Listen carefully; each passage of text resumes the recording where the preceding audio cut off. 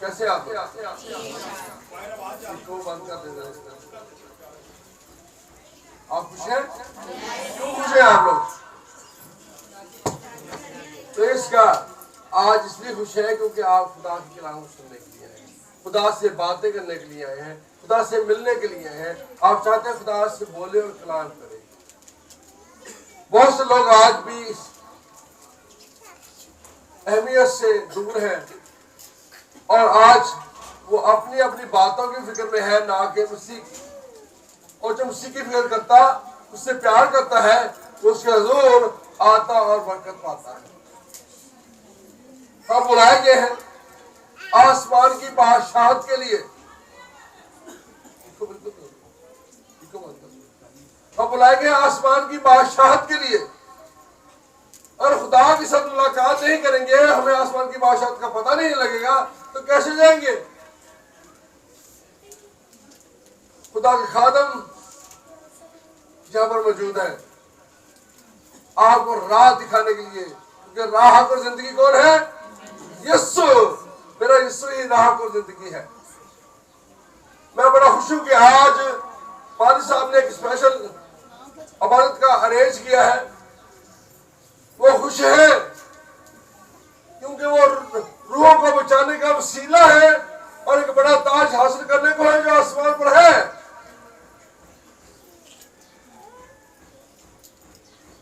जो मेरे लिए अपनी जान गंवाता है, वो अपनी जान को बचाता है।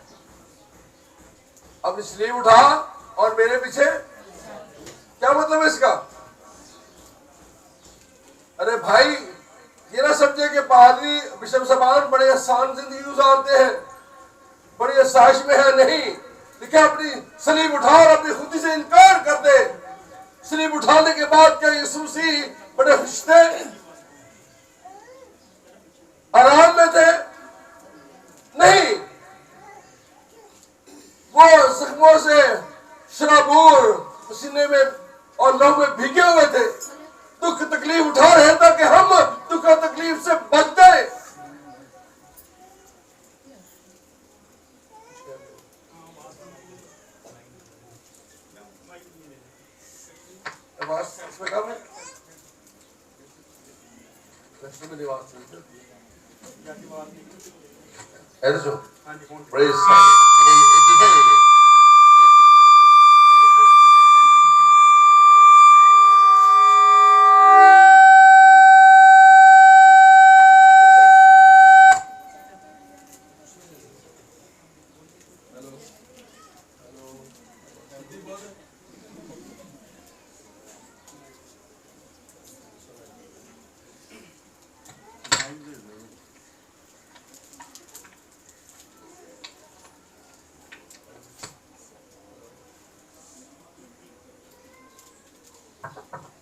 Hello, press hallelujah. ये ठीक है, आमीन। उसमें से बात बड़ी बारीक सी आ रही थी, लगता था मैं बीमार हो गया।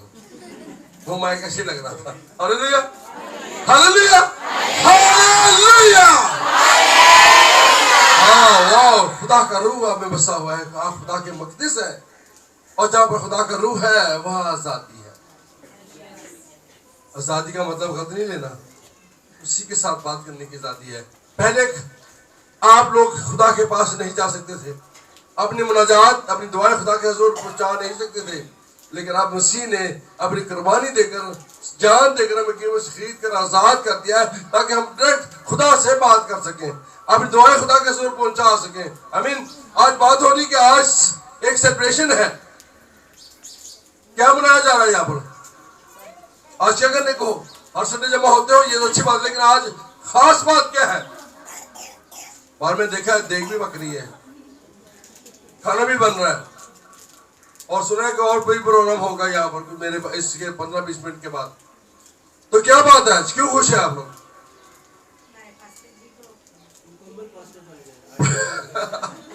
पास्टर वो पहले ही मुकम्मल थे, लेकिन ऑर्डिनेशन हो गया, अब वो कानूनी तौर पर खत्म है। उनको कोई पूछेगा नहीं कि आप खिदमत क्यों कर रहे हैं। हालेलुया। और ये बहुत बड़ी अपॉर्चुनिटी है, और जब खुदा की मर्जी होती है तो तब ही इस प्रोग्राम को सर अंजाम दिया जाता है। इंसान अपनी मर्जी चाहे तो कुछ हासिल नहीं कर सकता। जब खुदा खुदा सब कुछ करने पर कादिर है। आए कलाम में से देखते हैं आज खुदा क्यों इनको और ज्यादा बरकत दे रहा है, खुदा क्यों और ज्यादा इनको प्रोस्पर कर रहा है। खुदा चाहता है कि और ज्यादा उन तक पहुंचे जहां तक कलाम नहीं पहुंचा। खुदा इनको यहां पर महदूद नहीं करना चाहता आपके दरमियान। खुदा चाहता है कि यहाँ पर और नौजवान खड़े हों और जो बाहर निकले और कलाम को वहां तक लेके पहुंचे जहां तक जरूरत है। मत्ती की इंजील उसका 9वां बाब, मत्ती की इंजील उसका 9वां बाब। मैंने सुना बड़ा अच्छा पढ़ती है, नहीं कौन सबसे अच्छा पढ़ता है?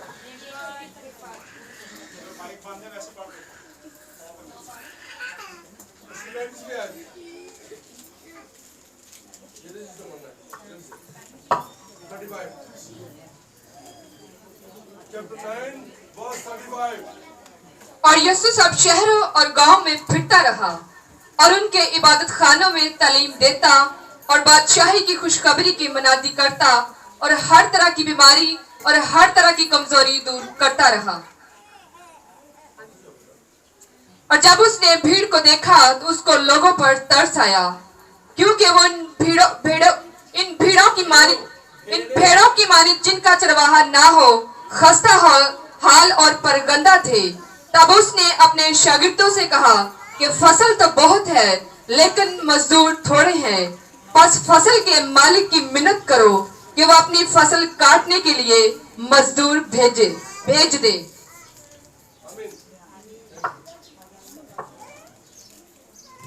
खुदा के कलाम पढ़े, सुने और समझे जाने पर की वजह से हम सब पर बरकत। आमीन। तशरीफ रखिए। लिखा है कि यीशु शहर शहर, गांव गांव, देहातों, कस्बों, गलियों में जाता और उसके पास ना तो मोटर बाइक होती, ना साइकिल होती, ना गधा, और वो पैदल ही चलता और खुदा की मुनादी करता था, कलाम की आसमान की बादशाहत की खुशखबरी देता था। कि ये एक जगह ठहरा नहीं, एक शहर में, एक गांव में, कस्बे में नहीं ठहरा, बल्कि शहर शहर, गांव गांव जाता और तालीम देता रहा। सबसे पहली बात क्या थी? मसीह क्या करता? तालीम देता रहा। आज तालीम का फुकदान है, लोग कलाम को सुनना और समझना नहीं चाहते। वो चाहते हैं कि हमें सिर्फ शिफा मिल जाए। अरे यीशु ले लोगे तो शिफा और सारी नेमतें तुम्हें, हालेलुया। और बेहतर है कि हम यीशु को जाने और समझे, उसको ले ले। जो पूरे दिल से उसे कबूल करता है, उस पर ईमान लाता है, वो शिफा क्या दुनिया की हर नेमत हासिल करता है। सबसे पहली बात तालीम देना। और खुदा का शुक्र है कि खुदा ने आसिफ भाई को ये तोड़ा दिया है कि वो तालीम देते हैं और लोगों को खुशखबरी की मुनादी करते हैं उनके दरमियान में और उनको तौबा की तरफ लेकर आते हैं। एक शख्स निकोदेमस रात के अंधेरे में यीशु के पास आया तो क्या कहा उसने? यीशु से क्या कहा? आप मेरे साथ बात करेंगे तो आपको अच्छा लगेगा, सीखेंगे भी। यीशु को निकोदेमस ने क्या सवाल किया? बड़ी मशहूर कहानी है यार, सबको पता होगा।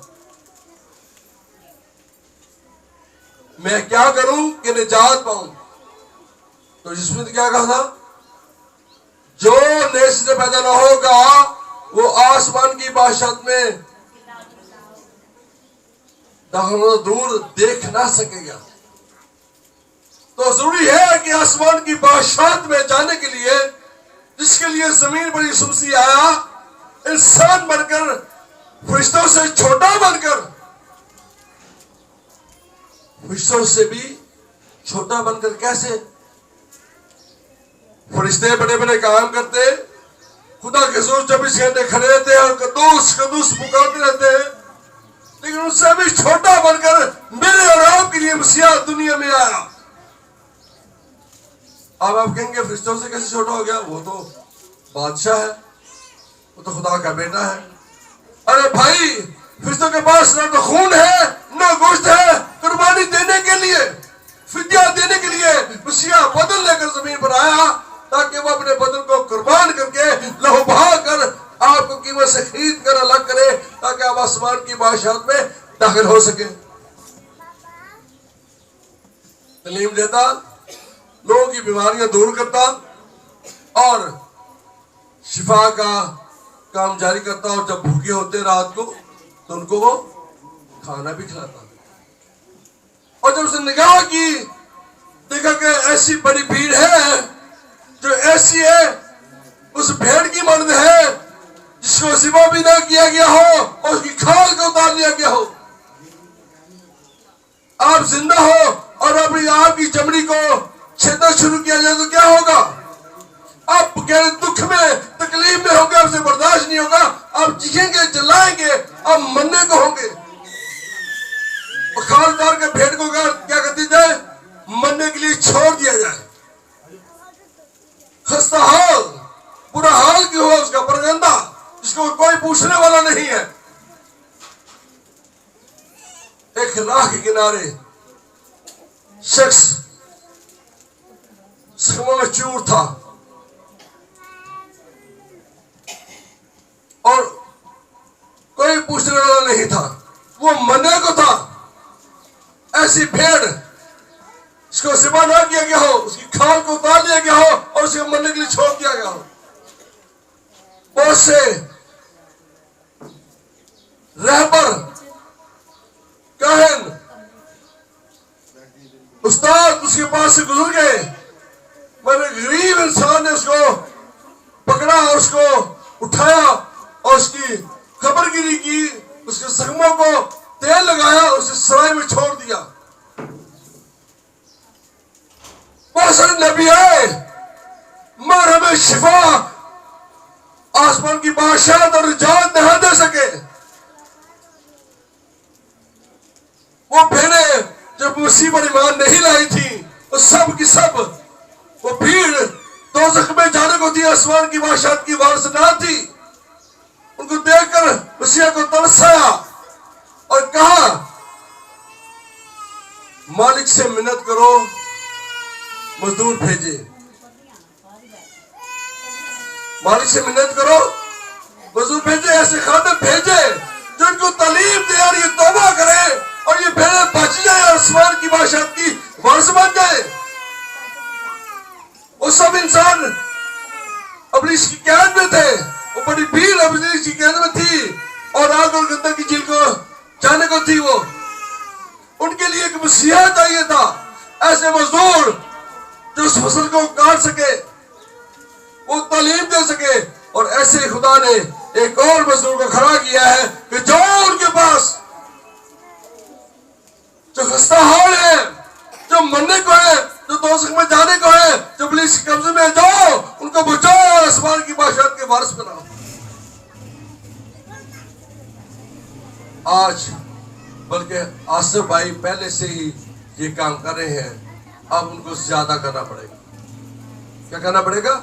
ज्यादा करना पड़ेगा और दूर जाना पड़ेगा। हटियारा से और कौन से जगह मुझे बताते रहते हैं, अब उनको और से भी दूर जाना पड़ेगा और जहां तक कलाम नहीं पहुंचा वहां तक पहुंचाना पड़ेगा। उनकी ड्यूटी में शामिल है। खस्ताहाल लोगों के पास ये वो मजदूर है जो बुलाया गया है फसल काटने के लिए, जो बुलाया गया है निजात का काम करने के लिए और रूह को बचाने के लिए। बहुत सारे मजदूर आज हैं जो रूहें नहीं बचाते, अपने पेट को बचाते हैं। वो निजात की तालीम नहीं देते, शायद शिफा तक रुके हुए लोगों को तौबा की तरफ लेकर नहीं आते और आसमान की बादशाहत के वारिस नहीं बनाते। अपनी जेबें, अपना गला को मजबूत कर रहे हैं लेकिन बादशाहत को कमजोर कर रहे हैं। अरे मेरे जो गौर कीजिए कि हमें आसमान की बादशाहत में जाना है, हमें अपने घर को वापस लौटना है जो हमारा घर था। कहां से निकाले गए हमारे बाप दादा? याद है किसी को? पहला आदम की बात करें, बाग से बादशाहत में से निकाल दिए गए, लेकिन मेरा मसीहा आया, कुर्बान हुआ, खून बहाया, हमारा फिदिया दिया ताकि आसमान की बादशाह में फिर से हम वापस आ सकते हैं। हम यहाँ पर क्या है, परदेसी है। ये हमारा शहर, ये हमारा गांव नहीं है। हमारे लिए क्या है ताकि अच्छी खूबसूरत जगह तैयार कर सके और हम वहां पर जाकर सुकूनत करेंगे। ना वहां पर दांत का दर्द, ना सर का दर्द, ना टांगों का दर्द, ना ब्लड प्रेशर, कुछ ना होगा। वहां पर खुशी खुशी होगी और मातम नहीं होगा। हम वापस जाने को है और वही जाएंगे जो तैयार होंगे, जो कलाम सुनेंगे, कबूल करेंगे और निजात पाएंगे। 10 कुमारियां थी, अंदर कितनी गई? वो 5 जो रह गई, वो क्यों रह गई? कोई गल नहीं, अज नहीं तो कल सही तोबा तो कर लेनी। मैं 2 हले ब्याह जाना, नचना है उत्थे, मैं बहतियां ने एडे वधिया, तोबा कर लांगी। खैर है और यार तेन नहीं पता, मेरे बड़े काम रहिंदे ने, पहले वो कर लवां। मुंडियां दा ब्याहना है, कोठा बनाना है, भी तेनू खुदा मना करता काम करो तो अपना खुदा नूं दिओ, कबूल करो ताकि आसमान की बादशाह सवाल। और जो कोई निवेश तो पैदा नहीं होया होगा वो आसमान की बादशाह से शामिल नहीं हो सकता। इस शर्त है जी आपके पास पासपोर्ट भी हो, टिकट भी हो, वीजा भी लग जाए और जहाज मुहैया ना हो तो कैसे जाएंगे दूसरे मुल्क में? निजात और नए सिरे से पैदा होना नहायत जरूरी है और यही काम सौंपा गया है भाई आसफ को, ताकि वो जाए और जाकर दूर दराज इलाकों में जहाँ पर यीशु को नहीं जानते उनको बताए, वो निजात पाए और आसमान की बादशाहत के वारिस बने। खुदा को बरकत दे। मैं ज्यादा टाइम नहीं लूंगा। खुदा आपको बरकत दे।